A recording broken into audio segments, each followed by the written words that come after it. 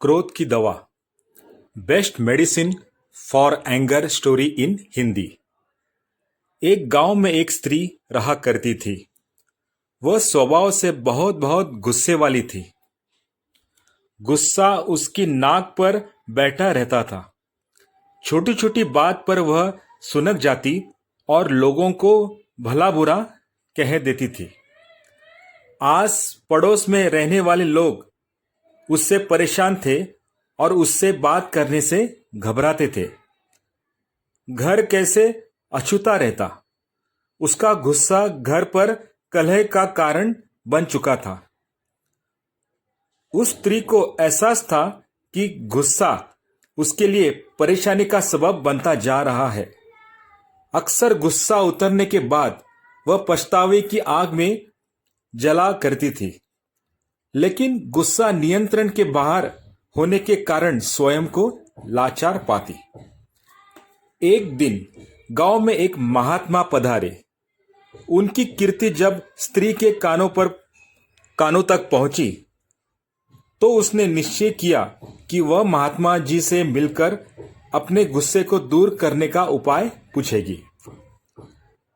वह महात्मा से मिलने पहुंची और प्रमाण कर बोली, गुरुवर, मैं अपने गुस्से से परेशान हूं।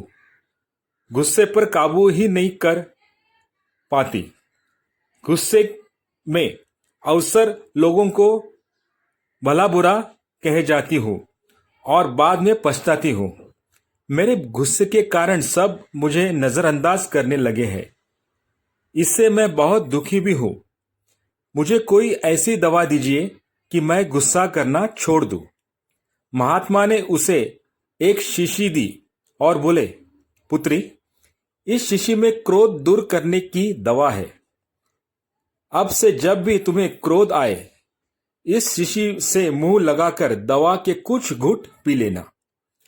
स्त्री दवा पाकर बहुत खुश हुई और महात्मा का धन्यवाद कर अपने घर लौट गई। उसके बाद उसे जब भी गुस्सा आता, वह शीशी से मुंह लगाकर दवा पी लेती। धीरे धीरे उसका गुस्सा कम होने लगा।